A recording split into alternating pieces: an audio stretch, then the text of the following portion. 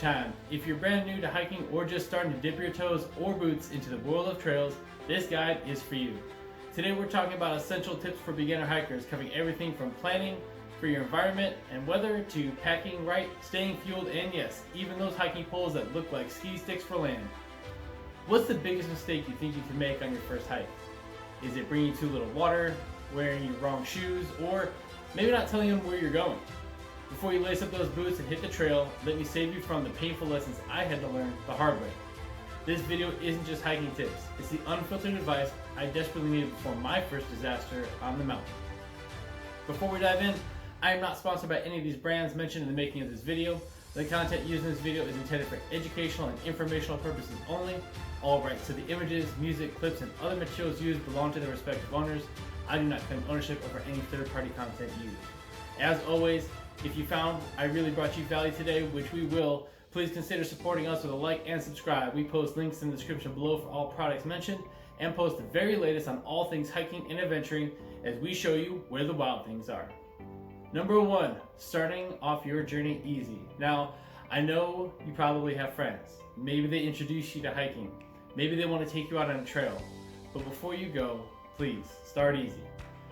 Starting your hiking journey on easier trails lays a solid foundation for future success, not only by reducing your injury risk and setting realistic expectations, but what we normally look for when considering it an easy hike is something that's under 5 miles, featuring minimal elevation gain, less than 1,500 feet. This will allow your body to adjust to uneven ground without overwhelming your muscles or joints. Simply put, you're going to be out there using muscles in a way that maybe you haven't before. And you may be an avid runner, you may be outside, you may be active in the gym, but every time you use your muscles in a different way, it's best that we take it slow. This will minimize your fatigue and prevent common rookie mistakes like overexertion and sprains. Next, you're going to want to build your endurance and skill. So that easy hike that you just got done doing, you're going to do those again and again. And you're going to start working towards those higher hikes. So every easy hike you complete will strengthen your cardiovascular fitness and makes longer distances feel more attainable over time. These outings also give you a chance to master navigation skills, gear handling, and pacing strategies essential for tougher terrain. Getting experience on easy trails using your gear is much better than finding out on a hard hike that you aren't prepared. Or maybe you're not as familiar with how to use the gear that you thought you were. Next, we have safe progression. Once you're comfortable on beginner paths, step up to intermediate routes with moderate length and elevation gain. Each stage challenges you just enough to where you feel like you really made progress, but not overexerted to where you never want to try it again. This stage progression keeps motivation high and ensures you're always pushing yourself without risking burnout. Remember, hiking is a journey of growth. Every easy trail you conquer brings you closer to epic summits and multi-day adventures, closer to where the wild things are. Next, you want to make sure what the weather's going to be like. A hiker's best friend or worst enemy, not always, is the weather. So check before you go. If there's a chance of lightning, heavy rain, or snow, you can think about rescheduling or prepare yourself for the weather. The weather can change fast in wilderness, especially in the mountains. Bring a lightweight rain jacket even if the forecast says sunshine and it's going to be hot. And if it's going to be hot, plan for sun protection using a hat. See this hat? It is a nice long wide brim hat. It has an option to also pull a flap in the back to protect your neck. Very important. I've seen a lot of times where we're just front facing hats. They don't really do enough to protect you fully when you're out on the hike. This will protect your entire face. I know on hikes I get really sweaty. So for me, I already have sweat running down my face. So any sunscreen that I'm wearing or anything like that is going to literally just come right into my eyes and I'm not going to have a good time. And then I'm going to be wiping my eyes, putting more salt into my eyes. It's never a good situation. So whenever possible, it's always best to use fabrics or other materials. We'll talk about this a little bit later. But it's always best to use those things as a preventative option before you start using chemicals. So things like sunglasses and sunscreen are your trail best buddies. Other things to help mitigate the sun are sunglasses and sunscreen. Prefer using long sleeve athletic shirts and pants or sleeves over sunscreen for a couple of reasons. I already mentioned the sweat portion of it. It's going to come right off. If you are going to use sunscreen, highly recommend you use the mineralized version of sunscreen, and also you can use a lot less of it than you probably thought you did. It will be very white if you put it on too thick, and you'll know. It's a lot more resistant to water, so it will actually stay on where you put it on. It'll be a little bit more reliable for you that way. It is the best option to use when you're on those long trips, maybe for your calves, things like that, that get sun. You just don't see it until you're done with the trail and you have a second-degree sunburn. Lastly, the sleeves. We prefer using long sleeve athletic shirts and pants or sleeves over sunscreen for a couple of reasons. One, it's not going to take up any room in your pack, and we always want to pack as light as we can. Everything that you take up the mountain, you always got to take down the mountain. So the least amount of weight, the better. Two, we prefer to avoid chemicals in general unless it's absolutely needed. Lastly, they just function better to keep the sun off by keeping your skin covered but not making you too hot. A lot of these things are very breathable. They're made out of the same breathable material I'm wearing right now. Lastly, they just function better to keep the sun off by keeping your skin covered but not making you too hot. A lot of these materials, these sleeves for both your legs, for your arms, they're made out of the same material that I'm wearing right now. A lot of our day-to-day hikes are out here in San Diego, and a lot of them have a lot of sun. With whichever method you choose, the best solution is to arrive early, to avoid the sun. Those are typically your peak hours between 10, 11 to about 2 to 3 p.m. That's when the sun is going to be directly over you, and you're going to wish that you had better sun protection. Never trying to start your hikes at 10 or start your hikes at noon. You're literally getting the hardest part of the hike, and it's going to be the hottest part for you. If you are going to use sunscreen, I highly recommend using the mineralized version of sunscreen. It just functions better. It doesn't come off easily with sweat, and that's something that, especially if you're putting on your face, if you're putting on your arms, your legs, those are things that are going to be covered in sweat. So you want something that if you're going to use it, will actually still stick to your skin. A quick side note on that though, you don't need as much as you think that you do. If you use too much, you'll know right away because everything is going to be very pasty white. So go in moderation first, and then if you feel like you need a little bit more, then put a little bit more, but really you just need a little bit. Next up, we have knowing your environment. Ever follow that trail that just disappeared? That moment when the path vanishes and you're standing in thick brush wondering where you took the wrong turn? That's what happens when you skip the research. I learned this the hard way on my third ever hike. I saw a cool photo on Instagram, drove to the trailhead, and figured I'd wing it. Big mistake. Most beginners pick trails that are too difficult. They see a short distance and don't check the elevation gain or the terrain. Here's the reality. Park rangers report that 60% of search and rescue calls involve hikers on trails above their skill level. That's not people getting lost in the wilderness. It's folks who bit off more than they could chew on marked trails. When you're venturing out into the wild, there generally isn't any service, which makes offline maps essential. First, check all trails for recent reviews. Look for comments like clearly marked or overgrown after mile 2. The photos show current conditions, not some perfect Instagram shot from 3 years ago. Second, download the offline map. Even if your phone doesn't have service, the GPS will still work with preloaded maps. Third, look at the elevation profile. I've seen a lot of hikes that are short distances, but they get an elevation gain of 1,500 feet, then they go down to like 100 feet, then they go back up to 2,000 feet. It can be a lot more difficult hike than just a 2,000 foot elevation gain. A flat 5 miles is completely different from a steep 2 miles. Better yet, pick a popular beginner trail near you.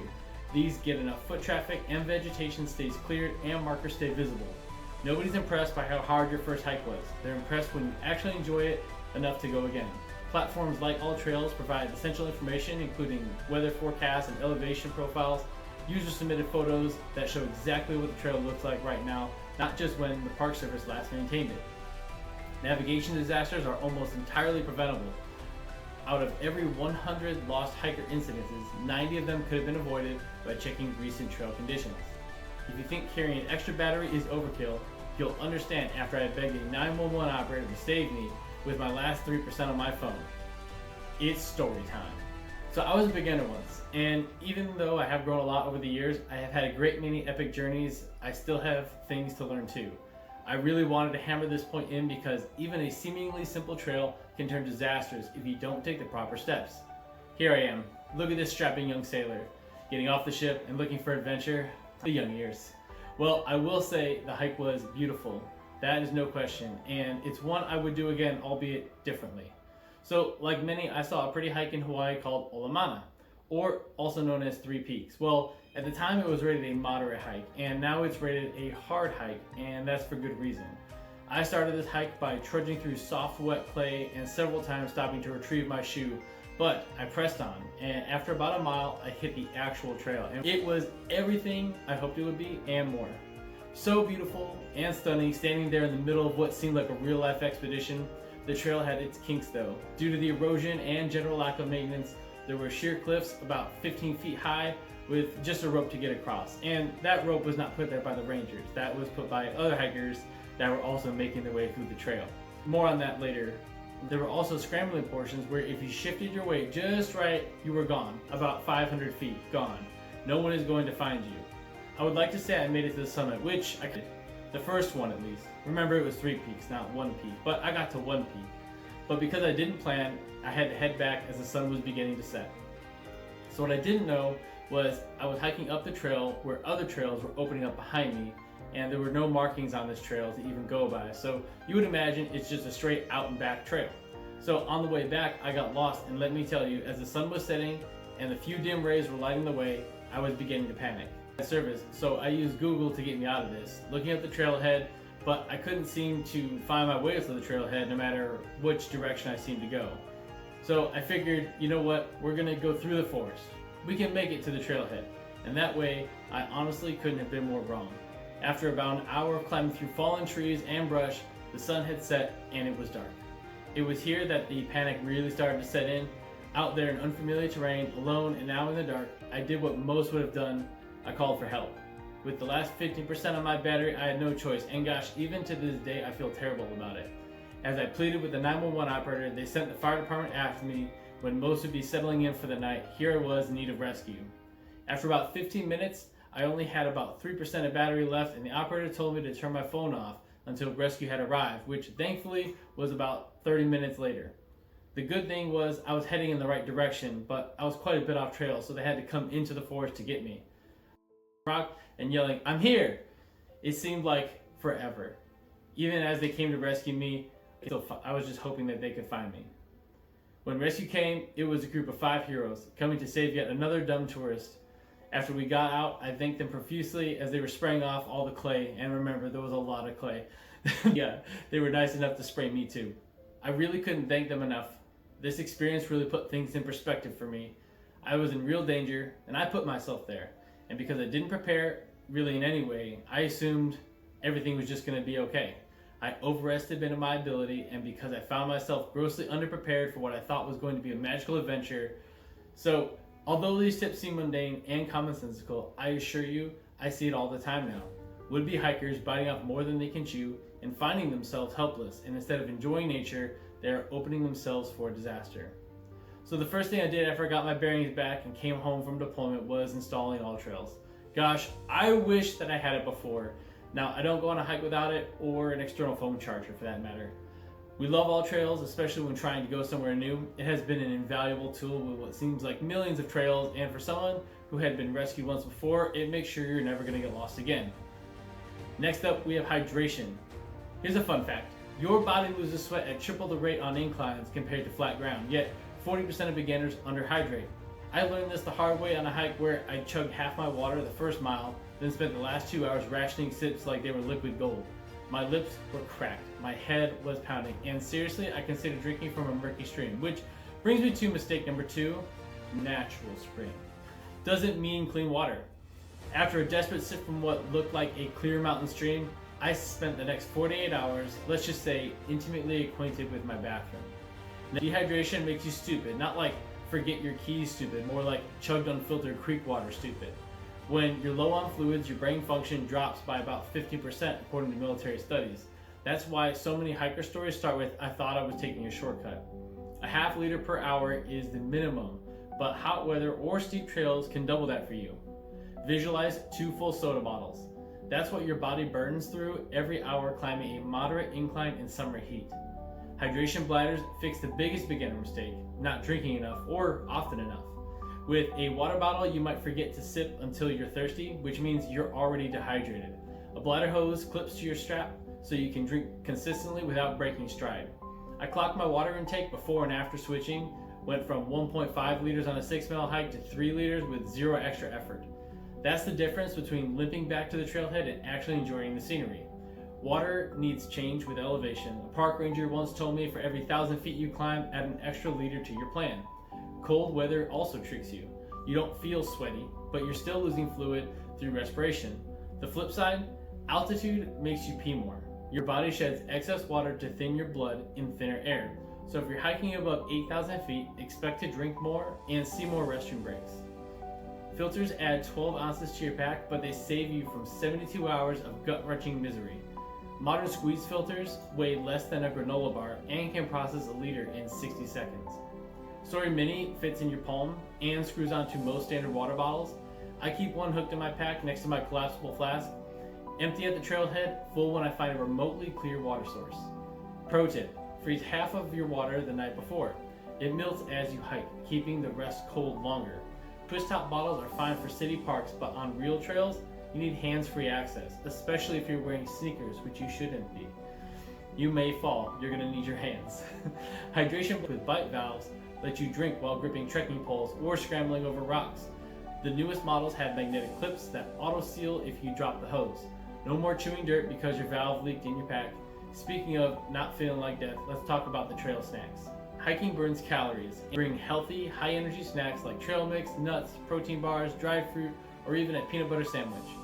Avoid the sugary snacks that spike and crash your energy. Go for things that give you a steady burn, and don't forget, salty snacks help replenish your electrolytes that you lose. Super important on warmer days. This really comes down to preference, and a day hike, usually we bring a good mix of lightly salty cashews, walnuts, and granola as our trail mix. Then we pack out a couple apples and bananas to keep us going. Generally, that's most of what we eat. We prefer single ingredient items that we'll also be talking about in future videos. Just don't overdo it, and again, think of the weight. You don't need to bring a whole picnic basket for a day hike.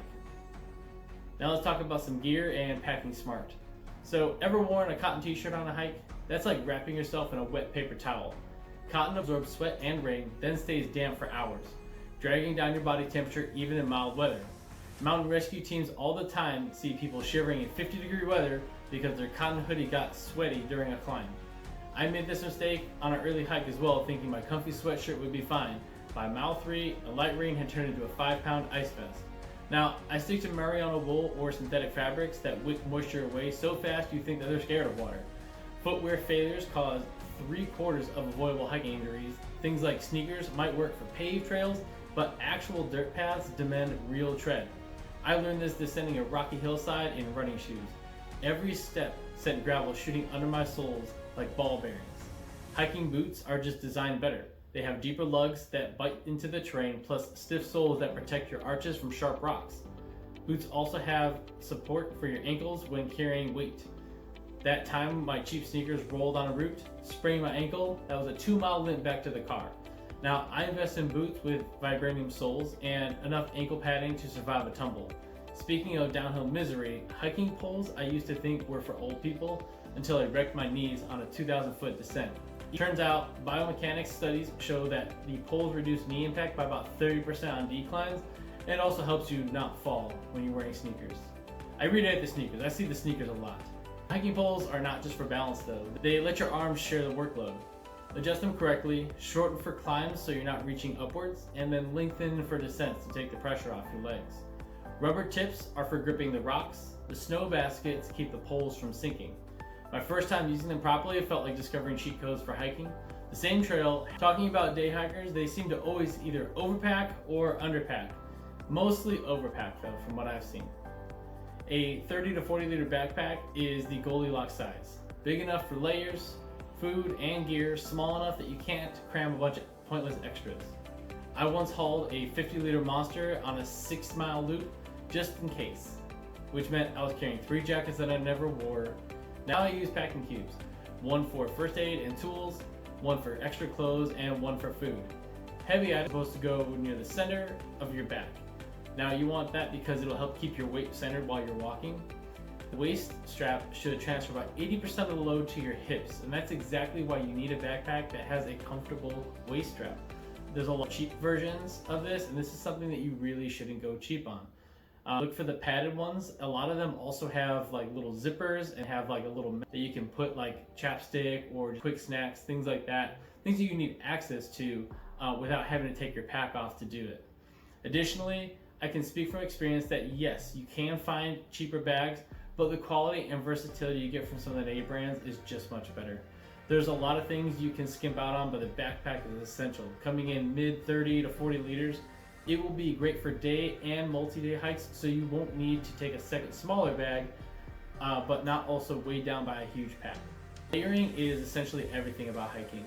Things like merino wool will beat synthetic, but things like synthetic, this is synthetic. And honestly, I take these on a lot of hikes too, but it kind of depends on what you're doing. Whenever I went backpacking, like when I was up for 5 days, I used merino wool versus synthetic shirts. Because it does stink, especially after 3 uses. A 4-down jacket for insulation, then a shell that blocks the wind and rain. The magic is you can shed or add layers as conditions change. And that's exactly what you want to give yourself when you're out there hiking, especially in unfamiliar terrain. You want to be able to give yourself those options in case things change. That sunny morning hike that turned into a windy afternoon, all you have to do is strip down to the base layer while climbing, pile on a puffy jacket at the summit. Here's our basic packing checklist. A hiking pack, water, snacks, moisture wicking clothes, a rain jacket, a map is great if you have one.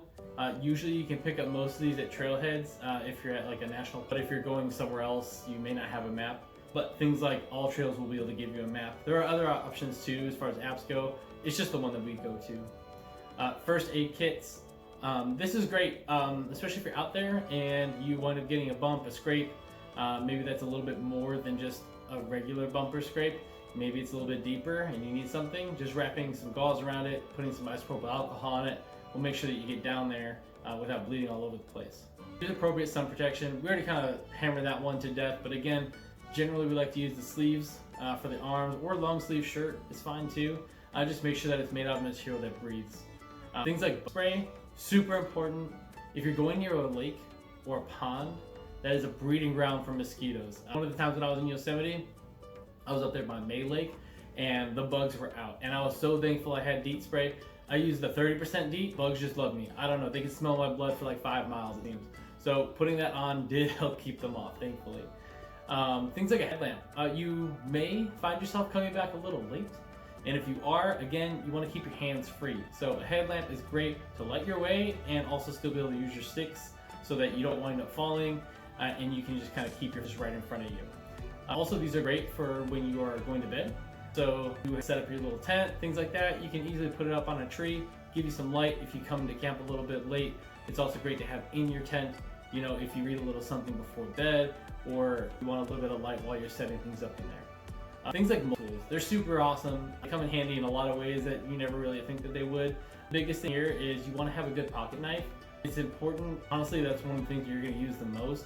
One of the times we had our tent on us and we had to use tape to fix it. It was one of those weird ones where like it ripped where one of the kitchen cables were, and so I had to kind of cut it a little bit so that I could actually get a good seal with the tape. Other things like if you're hanging stuff, cutting stuff down, wicking some to get some good tinder, just something that you'll use. So if you're going to be out there in the wilderness, having a multi-tool is great. The more it has, the better. They make knives now that have striking matches on them that you can use. They have lights that you can use. There's a lot of different ways, but these things come super handy even when you think that you're never going to use whatever it is. There's going to be that one time that you're like, man, I wish I had that. And it definitely helps out a lot, and it fills multiple roles. Next up, hiking poles. Again, use good hiking poles. We have, like, honestly, I see a lot of poles at like REI and a bunch of other places. They're pretty expensive. Honestly, Amazon has some pretty good offers for this stuff. I wouldn't go breaking the bank for some hiking poles. You get yourself some cheap ones, like these Trail Buddy ones that we bought. I've had them for 3 years now, and I still don't have any problems with them. I just replace the rubber soles whenever they get worn out, and that's about it. Your hiking, so if you it has a waist strap, and it should use it. It takes weight off your shoulders and makes hiking way more easy and comfortable. A warm layer like a fleece or a light down. Think of this as like a light jacket, a vest, or even a sweater. Just something that can be easily taken off but provides warmth, but not generally waterproof though. Outdoor Ventures makes some great stuff. Also a lot cheaper than you'll find at name brand stores that not only look good, but also function and are comfortable. A waterproof and windproof outer shell, just always bring it with you. It really weighs nothing and it will help you when you need it the most. It's comfortable, and you're gonna want to also make sure that you have comfortable broken in hiking shoes or boots. The broken in part's the important part, okay? You don't want to take some brand new boots on a very strenuous trail. It's gonna hurt, and you don't want to hurt your feet on like a 10 mic. Wool synthetic socks. Again, no cotton here. It's just gonna hold moisture for you. So let's talk about something that might seem small, but it can make or break your entire hiking experience. And let's talk about shoes. Now, you've got a pair of comfy sneakers and you're thinking, they'll do, right? Well, not really. And here's why proper hiking footwear is so important and why your everyday sneakers just don't cut it on the trail. First up, traction. Hiking trails can throw all sorts of surfaces at you.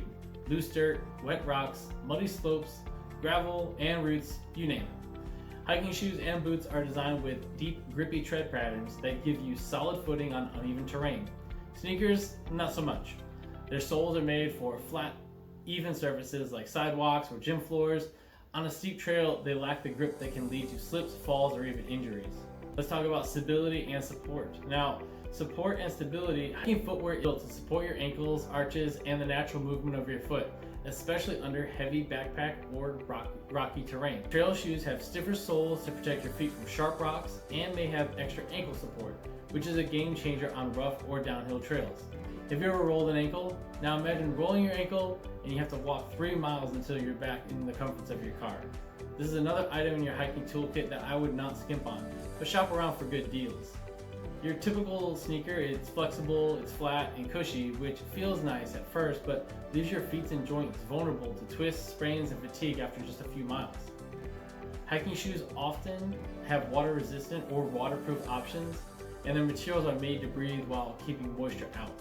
They're ready for stream crossings, wet grass, or a surprise downpour. Below are our top 3 for men's and women's, which we consider the most when rating these boots are comfort, traction, support, breathability, durability, and whether or not they are truly waterproof. We'll go more in depth on these, but these are just to list a few just to kind of get you in the right direction. Our top 3 for men are Merrell Moab 3s, La Sportiva Nucleo High 2 GTX. My personal favorite because I have the wide feet. Quick story about this one. So I actually wasn't even planning on getting this specific boot. I was actually going to get a ultra boot from Solomon. So when I went in there, the guys were super helpful. They showed me all these different options, and this was one of them. I didn't even think I was gonna buy it, but when I put it on, I was like, wow, this thing is putting on like Cinderella slipper. Highly recommend going to REI, something like that, to really kind of try out different varieties before you kind of settle on a particular one. King Men's, for this next one, the name's pretty hard, but it's gonna be in the description so you can read it. It's the Men's Tarhi Mid 4.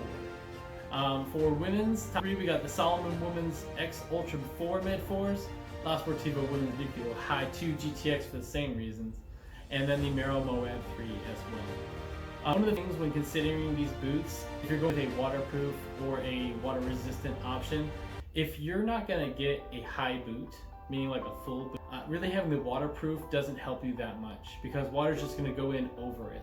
So this again kind of goes to planning out your trail and your adventure. So if you're expecting to cross river streams or you might be crossing heavy water along your way, then maybe something like a waterproof boot might be usable, whereas other places it won't. Like there's places even in Arizona where they experience flooding where everything just goes in your backpack anyway, and it wouldn't matter if you're wearing a high boot at all. So just kind of plan environments, which boot is going to be best for you.